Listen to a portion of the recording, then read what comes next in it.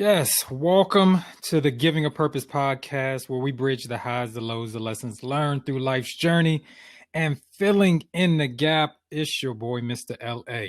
Yes, we slightly upgrading just a little bit, man. I like new things.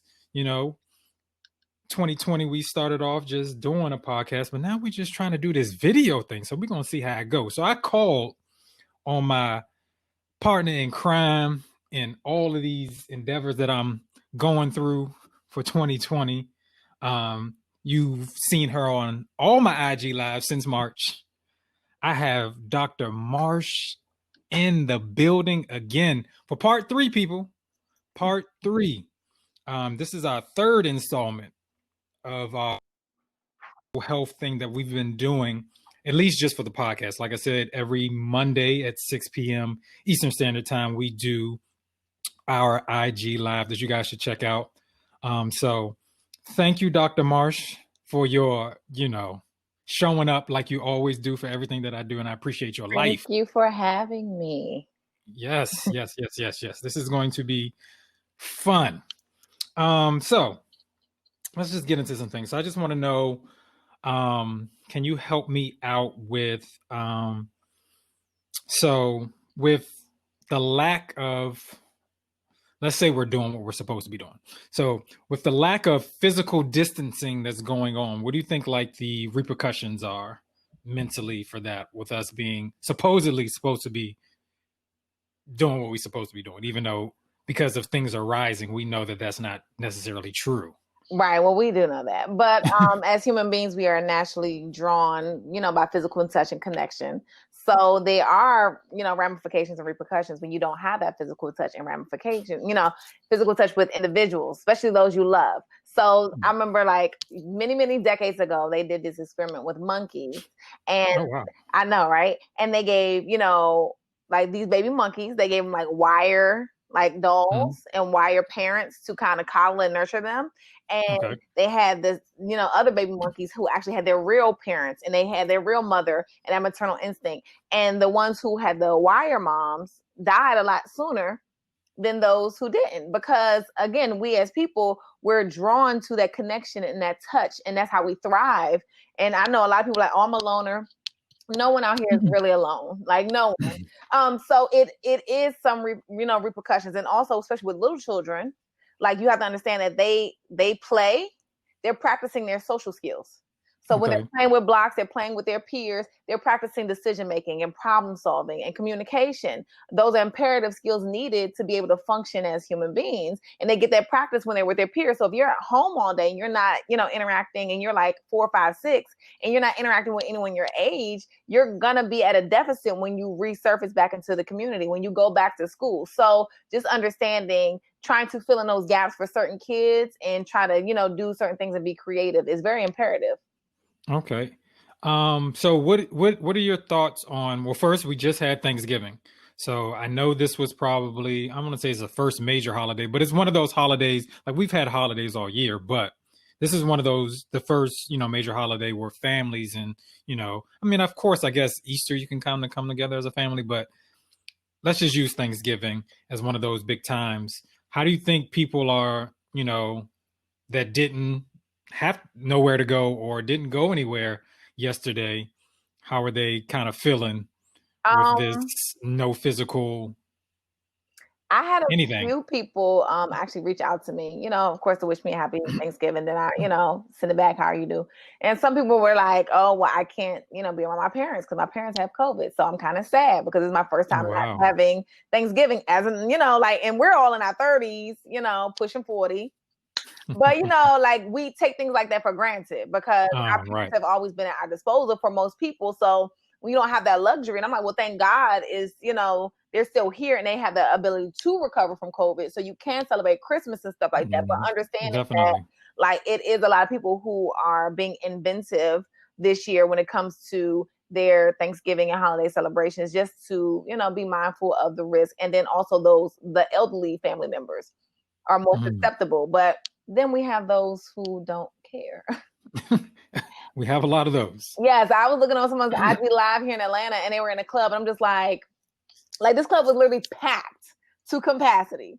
And not near, I'm talking about even in the camera, it was at least 100 people in the camera. That's not including those you don't see. And not near one of them had a mask on. Did you see that video of the synagogue in New York? 7,000. See, and that's just, not a NAM mask for a wedding.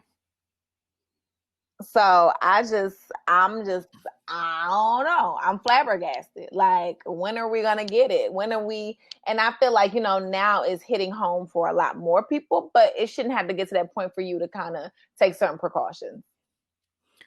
Yeah, I mean, it's just those little things. I'm not sure if of course we've had spikes in this area, back in the DMV area, but I'm not sure if it's going to be, do we need that hard stop again? Like, do we need like nothing for 2 weeks or something? I don't know how that would flatten the curve or whatever the case may be, but I think it's just, honestly, I think it's just a matter of self-control, because you can always find a reason not to do something, right? Like, the reality is, even when they had mandates with curfews and stores were shutting down or whatever, people still convened, especially because it was the summertime. I know now that numbers are increasing because people are, it's getting colder. So you're in the house more, you're around people more in close quarters, where in the summertime, you're more open out, parks, fields, whatever. But now you're in close quarters, but still being mindful of the fact that, like, you should still take precaution. Like, I don't understand. Maybe it's just me, but I don't understand. There's nothing worth risking my life over unless I'm trying to save the life of my child. Like, I just don't get it. I think everything is being definitely exposed in 2020. Like, people are really getting the eye opener of, like, I'll just take the students, for example. When they're at school, they want to be at home. And now they're at home, they want to be at school. Mm-hmm. And it's just, they don't have those things like, oh shoot, like, because it's still, I mean, I get it, but at the same time, I know you explained it earlier, but I still think it's kind of crazy that when we didn't have COVID, y'all was FaceTiming each other anyway. And then the fact that y'all at home and FaceTiming, I mean, yes, you still want to see people in person. There's still, but the irony is that y'all FaceTime, but y'all don't want to turn your camera on for class. well, that too, if we want to go there, because they don't. It's like you have to beg them or slightly, I want to say threaten them, but it's just like, I think teachers have completely gave up at this point. It's just like, as long as you're here and I can see your name, like, whatever. But that's high school. So I don't know. I just feel like, as a culture, we have to, and I know a lot of people are bucking because you tell them not to do it and they're going to do the complete opposite because you told me I couldn't do it. So I don't see this going away anytime soon, unfortunately, because it's a community effort and that requires a community to be on the same page. So everyone wants, and I say this all the time, everyone wants change, but no one wants to change. So everyone wants COVID to go away, but no one wants to do what is required to make it go away. So do you think the change of the administration will help? I do, but then I don't, because the administration just highlighted those who were already in that mind frame anyway. Like, you can't tell me as an individual thinker and a cognitive thinker that this man who has no medical background can sway any decisions on my health and well-being. You can't. I'm sorry. There's no way in the world. Hell, I don't even trust half my doctors half the damn time. So I'll be damned if I trust somebody who don't have an MD. Like, but do you, I mean, and we're almost sure he's probably going to take credit for it anyway, because when his vaccine came out, he'd be like, well, I rushed it and got everything. It's the best vaccine ever, or whatever he would say. But do you think things will get worse knowing that, I've heard here, I don't know what you guys are hearing down there, but I know Pfizer has something that's like 95% or something like that. And I've heard another 90. Do you think that's going to make things worse, people knowing that there's a vaccine coming out, and it may change their behaviors of different things like that, and may take more risks because I heard that I was watching the news the other day and they were saying because of just take Pfizer, because of Pfizer and their 95% whatever the vaccine, people are starting to book cruises and trips for the summer. The funny thing is, on those cruises, they also have a mortuary and a morgue. So go ahead, knock yourself. They have a morgue on the cruises, so knock yourself out. Like, I mean, I just feel like, to me, what I've heard from the vaccines, one, I don't trust that he even took it because he was too in and out the hospital for me. And all those pictures were staged. Like, how do you go to Walter Reed and then you're like, no, sir. No, I don't have time for this. Okay, then on top of that, I heard 2 types of vaccines. One has to be kept at like below 20 degrees. Mm-hmm. So you want to put something in my body that has to be stored at below 20 degrees. My body is 96 point something or 98.6. 98.6. Yes. Yeah. So to me, I'm not a scientist, but it just doesn't add up. Then you have another one that is made from umbilical cords. Whom umbilical cords? Where did you get these umbilical cords from?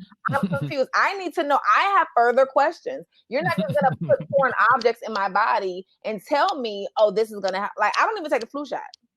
No, I've never had a flu shot. I did. I had it several years ago. And guess what? The flu shot gave me the flu. Yeah.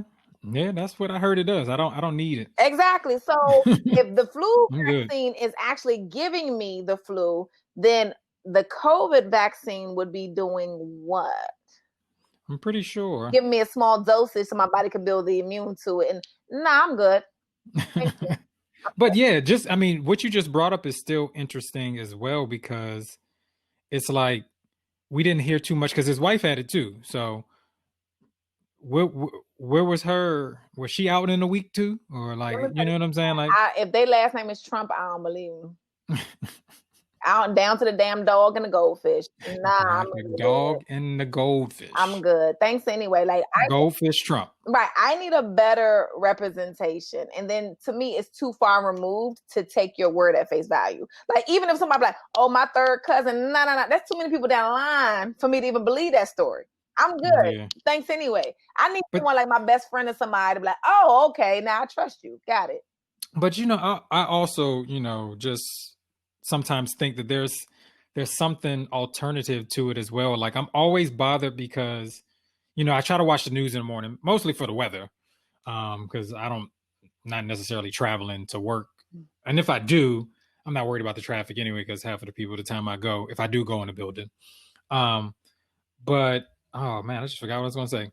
But it's, man, I really did forget what I was about to say. You had a brain fart. It's okay. I did. It's okay. Wow. But it's cool. Just know it's all lies. It's all lies. That's what it boils down to. I'm just interested in seeing how everything is just going to play out when this vaccine. Is it going to be how jobs are going to be now? I mean, I have a friend, they told her, like, we may never bring your job back into the building ever. And I'm just trying to think, especially in a profession like mine, like, is that going to be a part of the new immunization records for kids? Because well, and also that brings me to a point where even the vaccine that they do have come out isn't for kids; it's for adults. And that's my thing. Is like, it's just such a, I don't know. I don't trust it. But one thing that hit home. And it's so funny because it was like a meme or something. It's like, say goodbye to snow days. Like, yeah. Thanks to virtual learning, say goodbye to snow days. You'll never. You're right. I'm like, damn, that sucks. Even though it's like only 2 snow days here and it's not now snow at all. But still, I'm just like, dang, that sucks. Yeah, it does. It's like there's no other. Well, I mean, of course, this probably is an emergency, but there's going to be no other emergencies. Like, there's nothing unless. I mean, I guess there's still probably something kids can probably say that my power is out because of the snow or something. I don't know. But either way, it's still like the show must go on. But with that, the children still find excuses. It doesn't matter. Like, kids have power now. And I don't mean this for all. I don't want y'all to get upset. Don't send all these bad reviews and all this other stuff. But they find excuses not to do stuff now. So it is what it is. Like, it's tough. It's different. I do want to believe that they're going to be prepared for the world one day after this pandemic is over, but at the same time, it's a little scary because of the excuses I get. And it's just it's crazy because, like I said, just how we started off, um when you're in the room, when you're in the classroom, you want to be home so bad. Mm-hmm. And it's like I guess I just, because I get, as I get older, you get wisdom and you have different perspective on things. It's just like I look at it sometimes, and I know some people are upset and they don't see it that way, but so we've eliminated drive time. We've eliminated all stuff like I haven't been dressed from the waist down since. you know what I'm saying? Like, we've eliminated all these things. We've even taken an hour off of your school day. Mm-hmm. We've taken away travel time. And I know, and it's like sometimes I get it. I guess it's a little different for me because I work at a private school and I don't work at a public school. And then, some people are like, well, some kids, but I said, well, we don't even offer them breakfast. So it can't even be they coming to school to eat lunch because lunch ain't free. Right. I think the issue becomes is, like I do understand that some people function better in certain environments, but as a parent, it's your job to build resiliency in your child. Exactly. Like, so circumstances like this, yes, this is very foreign to a lot of these kids and a lot of us parents at this moment as well. But at the end of the day, you have two options. You have post-traumatic stress and then you have post-traumatic growth. So you either going to have your child have stressing anxiety because of these situations, or you're going to help them develop coping skills so they can grow from this trauma. It's totally up to you and the parent and how they deal with it, also, and how they support their child in dealing with this.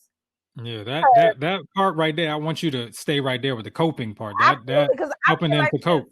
If my child can ask me to go to the beauty supply store, you can get your ass on this Zoom call and go to class. Okay, like, I get it, but then it's like, okay, but where do we draw the line? But it's up to that parent to actually know their child's ability to cope with certain stress in and of itself, because some children don't perform well in school already.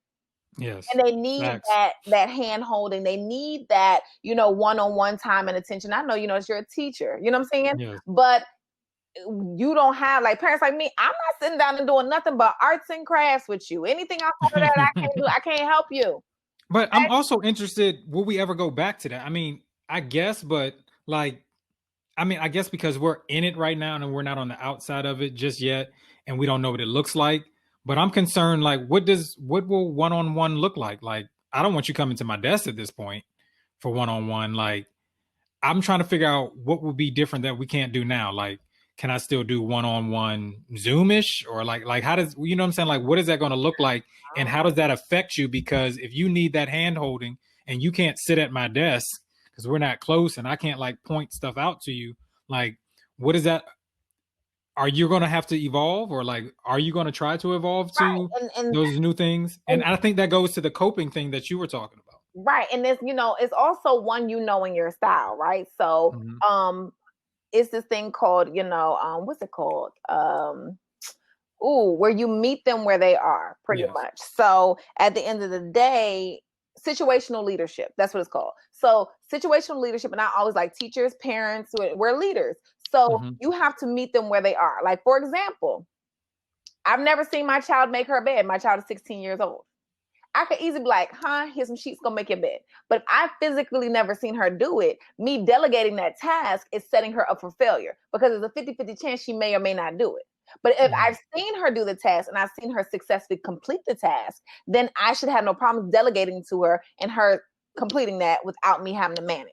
But it's 4 steps, and you got to know where your child is. Like, for me, like, prime example, this Chrome situation. I was like, before we got on here, I was like a level 3. I was very nervous. I didn't know what I was doing. You called me a few times to check in. So I was on the cusp where I needed that hand holding, but still I was familiar enough with my computer where I could still kind of get through it, even though I was nervous. But what you're saying right there is, I think, the scary part for me, because as a teacher, is because even though, we were joking and stuff like that, it was like, we can't do this without Gigi ever again. Okay. We want to make sure Gigi is there to help you through these processes. But what I see in some of the, and most of the students, to be honest with you, is they'll have a situation like this and then they'll quit and just say either that teacher or adult didn't teach me right, or I'm good, and then it becomes, those other negative things creep in. Well, what do I need this for then? And Right. why am I doing this? Because And what's the relevance in my life? That's what we do naturally. When something is scary or we don't have the confidence to do it, as opposed to being vulnerable and saying, you know what, this is scary. Can you please help me? We're like, well, what do we need this for? This is stupid. Like, you see it all the time. Yeah, So instead exactly. of being vulnerable and being open and just be like, look, I really need help, we teach our children to just buck. And I think it's very important as parents to teach your child vulnerability, teach your child to be able to ask for help when they need help. There's nothing wrong with needing help, but also so many times us parents and us teachers are overwhelmed. So when they do ask for help, it's just like, what you need now? You know what I'm saying? So Exactly. they True. automatically get turned off, and it's like, well, I don't want to ask. I want to ask you. Right. Exactly. Because it's like it took so much energy for me to even get to the point of asking, and to get that kind of response is just like, I don't want to do this anymore. Because no one wants to feel like that when they're opening up. But it's about knowing your child. Like I said, I know my child's skill level. My child could drop off at the beauty supply store, sit in the car. She could walk through that motherfucker, pay what she need to do. Boom, boom, boom. I could take her to the grocery store. She's going to call me 50 million 11 times while she in the grocery store. So I know my child, and that way I know how to help her navigate certain situations where she can be successful. Got you. Yeah. I mean, like I said, what you're talking about, I think, is really important and is really missing. Like I said, even my honors class, my honors pre-cal class, I did something, sometimes, I try to give them, I don't want them to hear my voice all the time. So sometimes I'll do a video, but this particular time, I didn't just say, watch the video and then take notes. We were in the Zoom class. I shared my screen. We're going to go through the video. I'm going to stop and make sure you got it. And so they know I don't let you off that Zoom call until everybody says, I know what I'm doing. Cool. And I always tell them, I say, if you lie to me, I'm going to believe you. If you tell me you got it, I'm going to believe you. And then, because something's coming, an assignment is coming. So you can, I can assess what you told me you did. And literally, I can just tell because they don't feel like it. Literally, I was just getting emails. I still don't get it. Like, I watched the video again. I said, I doubt that. And if you did, you probably watched it one more time. Now, this is probably a 9-minute video. Okay. And so I'm not saying I'm the jerk teacher, but I do stuff on purpose. So I'm just going to repeat exactly what was in the video. So everybody said it. So, I'm one of those teachers, like if the class is coming to me and they're saying, bruh, I'm not sure about this.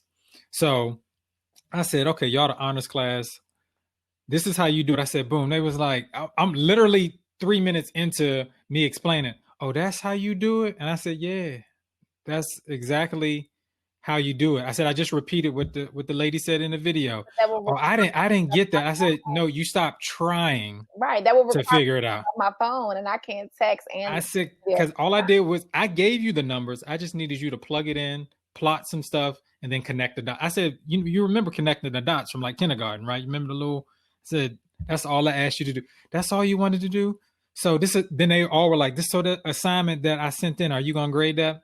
Nah, because I know it's all BS. I know you just sent something in. So that's a waste of my time. Absolutely. But do you see do you guys understand that I just wasted a whole nother class period explaining something to y'all that you could have already done?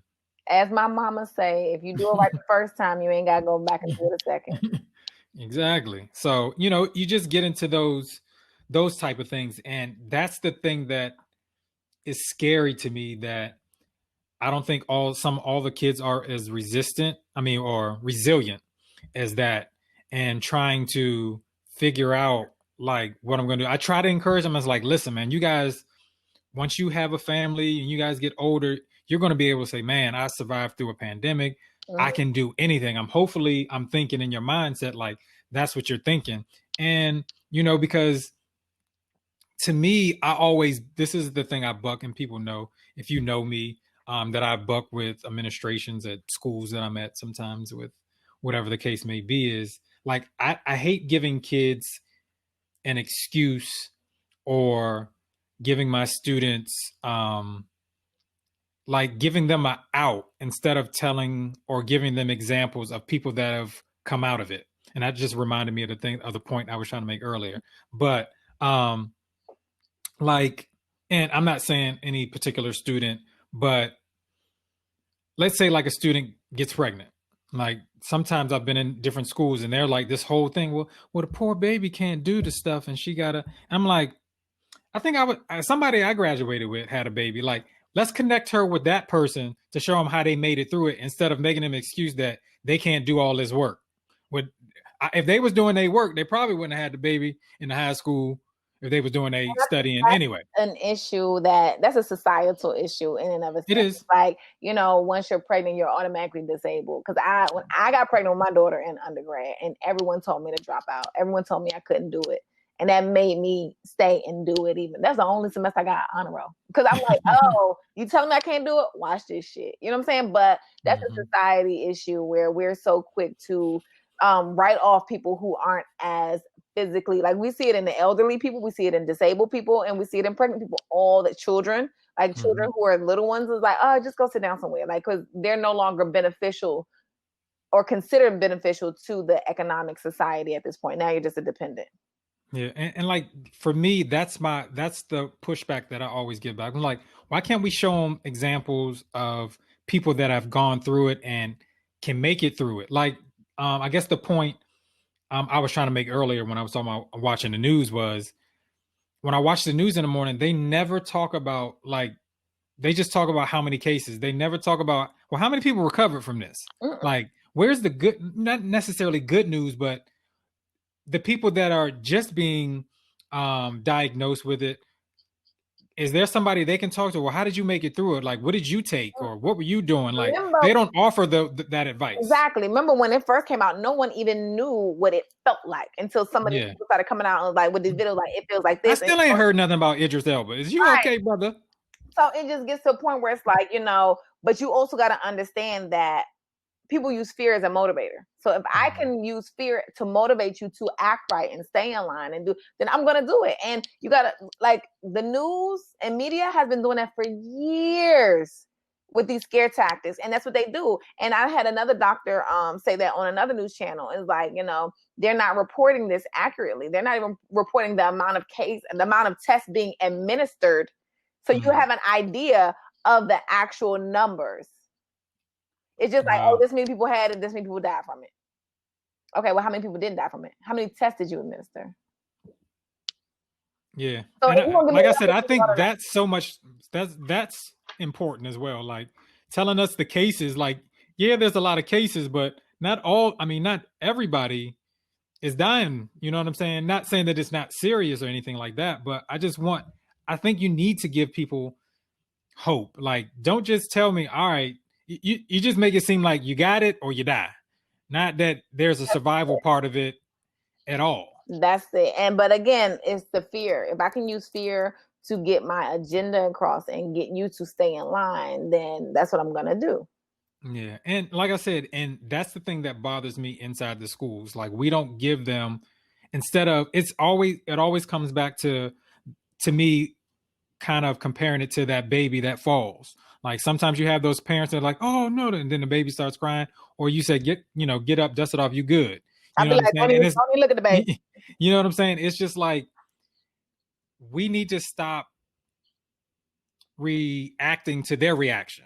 Right. You know what I'm saying? Like, an example of showing you that the resiliency starts with the parent, right? Because exactly the example with the baby is like, if I go, then the baby's going to automatically start crying because it's seeing me show a certain reaction to them falling. So they're gonna be like, oh, well, this must be bad, so let me cry. As opposed to like when Genesis used to fall, I'm like, yay, and she like jump back up, and I'm like, try again. You know what I'm saying? Like, because we're not raising no codependent children over here. But again, it starts with the parents. So how the parents are responding to COVID and how serious they're taking it and how they're dealing with all the emotional ramifications, it's going to be reflected in the child.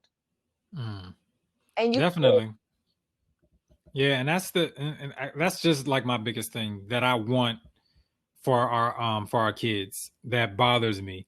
It's just that, and sometimes the kids get mad at me at the responses that I give them, but I'm trying to teach you to be accountable for your stuff. You know what I'm saying? Like when you send me emails, well, how can I get my grade better? It's always the same thing. Know the material. You should have did the damn work that you're not doing. It's not even that doing the work. It's just like knowing the material. Like my whole point is, I tell students all the time, and you've heard me say this a million times, I don't care nothing about you getting an A in my class. I just want you, what I really want you to know when you're in my class is, can you take something and apply it? That's all I want to know. That means you know it. If you can take this information and apply it, you're going to get the grade that you want. But if you're coming in here, I say that's the problem. And with a lot of the emails that I get from students, and I can see it comes from the parents, we're so grade heavy. The kids aren't even worried about the information. They're just worried about bringing these grades home. Exactly. But if I gave you a test right after you took the test, you probably won't do as well because you just tried to know it. You try to memorize it just to get through it. You know what I'm saying? Exactly. And like I said, you know, I say it in a joking way, and, you know, especially with my young men, I mess with them all the time. I said, you know, if you happen to have that opportunity to get married, you know, marriage is not for everybody and it may not be your thing, but you may get married one day and your wife is going to want you to build something and it's going to come with some instructions. So the skill is, can you take these instructions and follow them and build whatever, you know, whatever that different thing is.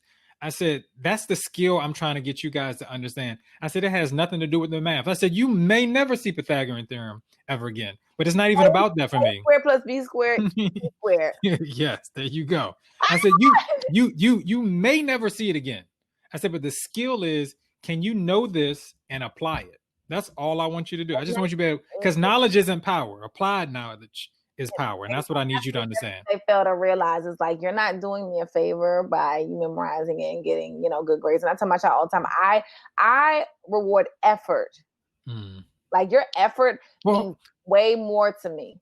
Or for me, yes, but it's specific. Like, because some kids think showing up is effort. No, it's not. No, it's not. So, it's just like a relationship. It's just like a relationship. You just showed it. You just hear it in my face. So but you're not doing nothing. But that's the reason why I wanted to make sure, you know, all the listeners are listening to that. But it's not just effort. Your presence and just being present is effort is sadly mistaken. And I feel very bad because you have to actually put forth effort and do work. And like I tell my daughter all the time, I'm like, I don't give a fuck what you're doing, whether it's cheer, dance, math, whatever, hair, lashes, leave it all out there. Because when you walk away, at least you can walk away knowing like, I gave it my all. There's nothing else I could have done differently.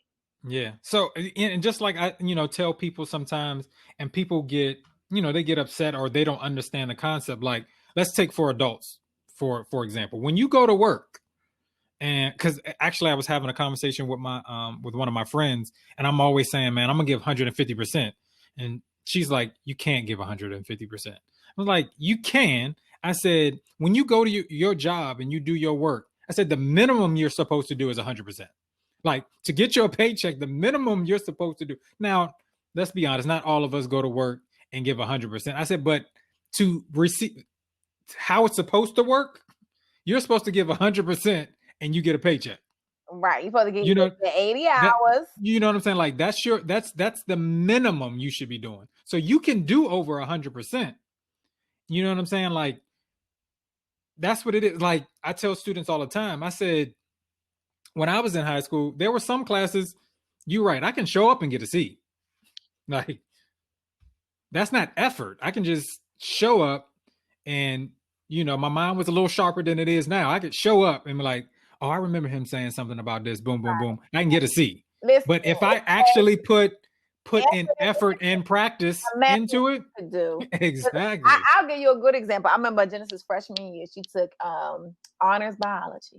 Bro, that's so hard. I couldn't do regular. She took honors biology her freshman year of high school. Middle school biology. And she ended up getting 104 in the class. Right. Wow. So, you know, with honors, they give you that extra 7 points or whatever. So she had 104 in the class. And then the last day of school, the day before the last day of school, she came home with a book. And I'm like, you had a biology book this whole time? She's like, yeah, it's in my locker. The whole year? I'm like, it's never been open, never been cracked. I'm like, the whole year? I'm like, you could have got 107 if you actually used the book. She's like, please, okay? I'm like, but that just shows you, like, you didn't even use a book. And you got 104. So imagine if you actually tried. Right. Yeah. And that's my thing. Is like, I don't really care about the number, because to me, I know some things just come naturally or organically. Like I was just PE wide open. Like that was my jam. But at the end of the day, other areas I didn't apply myself in, and it showed. And I tell her all the time, yes, you can wing it now, but as you get older, your pond is going to expand. And it's going to be more challenging, and people are going to have more standards. And that first rejection is going to feel like a gut punch. Yep. And I'm trying to get you to avoid feeling that way, because rejection is coming regardless, right? We all have to deal with rejection, but it's a hell of a lot worse when you sit back and you're like, damn, I know I could have done better. And it goes, and let's not just, because I'm a coach as well, so it also goes in that sports realm. And it's the conversation that I have with my players all the time. I said, some of you, and I don't, because some of these kids are just soft, so I always use myself as an example. I'll say, like, I was talented to do a lot of things. I said, but my work ethic kept me at certain places or a certain level of doing things. Like naturally, I could play any sport naturally, because I was just a visual learner. If you show it to me, I'll figure it out. And so I always talk to my students about, I said, especially, we'll just leave it at baseball. I said, what made me better than people, because I wasn't the tallest person out there. I said, what made me different was my baseball IQ. I had a different baseball IQ, at least probably in the 7th grade. I said, I knew certain things. I said, I understood. Let's just take the 2 different sports. I played football and baseball. I understood in the 7th grade that my footwork was different for 2 different sports. You know what I'm saying? Like my arm action is different for those 2 different sports. Like that type of thing, I need you guys to understand. A lot of you guys are coming out here, and I don't know if it's because the lack of, you guys don't have gym class, you don't have recess or something like that. And you guys, yes, you're supposed to come out here and have fun. I said, but when you get to that competitiveness, like some of you guys, and I told them the other day, I challenged them one week. I was like, listen, I need y'all to do 75 swings a day. We had a game. They got blown out. We came out. I said, well, we came to that first practice. I said, well, how many did they 75? Not a damn person raised their hand. And I said, well, that's why we didn't hit the ball. I said, you guys honestly think you can just show up? And I said, you got to understand one thing about baseball. Baseball is designed for failure. Like you don't understand, like there's a lot of games and there's a lot of failure. I said, you got to understand, this is the only sport where you can do about 30% of your job and get paid millions of dollars. I said, a 300 batting average is awesome. That's 30%. I think the issue becomes, because I know with us, right? Like we did sports, so we just naturally grew up in competitive environments, like exactly, yes. That's just, and I think because a lot of competition has been watered down over the years, where the participation trophies and please don't get me started on that. How I feel about that attendance, like, oh my God, like, okay, we get it. You were here every day and you still didn't make honor roll. Cool. But understanding that we kind of shield our children from being hurt by that, taking those losses and rejection. I'm like, but that builds character. Like, we have to stop doing that. We have to, like, because I tell my daughter all the time, like, you didn't make. Oh well, guess what? The way you feel right now, I bet your ass don't want to feel like that anymore. Like that's the problem right now. I think a lot of the shielding or bracing for that fall, if we use the analogy we were talking about earlier with the baby, is like we have so many parents, instead of letting them fall, they're catching them, or they're putting down some cotton or a mattress for them to fall on every time. Because if I tell you to practice and I tell you to go practice and you choose, you're making the conscious decision to choose not to practice. You're also making the conscious decision to come and handle these repercussions that come with you not doing fuck you need to do. I'm not shit. No. Because it's self-inflicted at this point. This is self-inflicted. And I need you to understand that mommy ain't always gonna be here. So when I'm sitting here like, well, did you do this? Like, I did. Rolling your eyes and sucking. Oh my God, like I'm getting on your nerves. And then an hour later, you in my room crying because all of a sudden you got an incomplete, or all of a sudden you didn't make the team, or all of a sudden, like, I'm like, but all that eye rolling, teeth sucking you was doing though. Oh, okay. So what did you learn? Like, what did you learn? Because, sweetheart, as you can see, my wall lit. my wall is lit. Okay, look at all my track medals over there. My wall is lit. So I'm like, what you saying? I did that. I'm good. It's totally different. I tell students all the time, well, my players, I don't say student, well, I tell them too in the classroom, but I said most of the trophies I got, they got my name on it. I don't have these just everybody trophies. Exactly. Mine's nicely engraved in it. I said the first time I played baseball, I got an MVP trophy, and I said the last time I played baseball, I got an MVP trophy. I put the work in. Thank you. That's what I'm saying. I'm like, but again, we grew up in that era. It's like you like that feeling of losing something you did, and then you people are clowning you. Like nobody wants to play that. Where now it's like 4th place is okay. That works too. We have a tie for 7th place. What in the hell? Who cares about 7th place? But again, that's me. My daughter finally caught on, and now she's like hella competitive. To the point I'm like, all right, now you got chill. You can't be competing with people in dance class. It don't work that way. Like, listen, if you want that solo spot, you probably do got to compete with the people in the dance class. That's why she was mad when they canceled. Like they went on to online last year because she actually had a solo for the. Oh man, she was like, oh, don't do that. Don't do that for my friend. Don't do that to G like that. I know, but she got it quick because, like I said, I'm like, you can still be friends with someone and have healthy competition, and we have to get back to that. Like healthy competition is imperative. For you to push each other. Like what they say, metal sharpens metal. So if you're in a relationship and that person isn't pushing you, if you have friends and they're not pushing you, baby, you in the wrong circle. Yeah. And it's crazy because, some people, everything is not competitive. I don't know what y'all think when you apply for a job is, but I'm pretty sure it's close to a competition. Because if they got your resume and another resume, they don't see your face necessarily. At all. But I'm pretty sure it's close to a competition. At all. And we have to, if you didn't learn anything, that's what this election was just about. Listen, let me tell you something. I'm going to tell you how competitive I am. My homegirl brought up some banana pudding. I'm like, I bet your banana pudding ain't better than my banana pudding. We're both there trying to have a standoff because we don't want to tell each other's recipe. I'm just like, all right, we're going to have a taste off next week. Like, come on now. Like, how can you not love healthy competition? It keeps you on your toes. Keeps you on your toes. Keeps you on your toes. And even in that, like, just like you were just giving an example, you may learn something through the competition. You may like, oh, well, shoot, I never tried that. That might be, you know what I'm saying? I might have to add that to my repertoire. Exactly. You know what I'm saying? Exactly. And which comes from exposure. Right. Metal sharpens metal. So if you were with someone who's just as sharp as you, y'all ain't gonna do nothing but keep each other sharp. And that's why it's imperative to keep your circle tight and people around you tight. But, these children, they just want to have fun. They just want to have fun and hang and do TikTok videos. But, I get it because I know when we were their age, we thought the age we are now, oh, y'all old. Y'all don't know nothing. We the old heads now. And so they don't want to listen. So, but, life is always the greatest teacher. So some people have to smell boo-boo to know it stinks. So I don't need stress no more. I'm like, hey, you'll be back. I'm like, I already told you. Okay, I'll wait. Because I've also told my daughter, humble yourself. When you need help, humble. So she'll humbly come to me and I just be like, well. Oh, man. Well, Dr. Marsh, this has always been fun. We always link up. Because she was on, if y'all don't know, y'all need to go back, man. Make sure y'all check out this podcast. Comes out every Monday. Now we about to switch. This was our trial one. We going to YouTube now. So make sure y'all click and subscribe on there.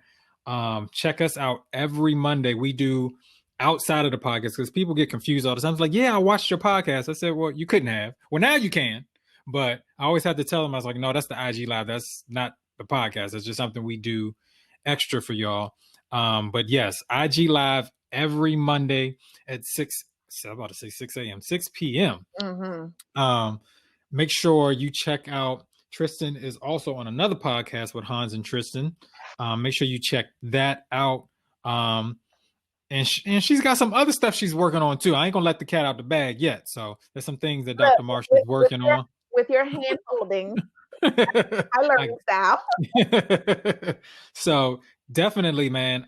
Please, like I said, if you're on Apple, Spotify, whatever, make sure you click and subscribe. comes out every Monday. I schedule it to hit midnight, so when you wake up, you can just listen to it on whatever you're doing. If you exercising on your bike, on your Peloton, or whatever you're doing with your life in the morning, make sure you check those different things out, and hopefully you can watch it and you can kind of see who the people you're looking at. You can match the faces up to the people that are talking, and also most important that we also talk about on the IG Live. Dr. Marsh is a whole real therapist. So if you guys need somebody to talk to, if that's something that you need as an outlet, please reach out to Dr. Marsh.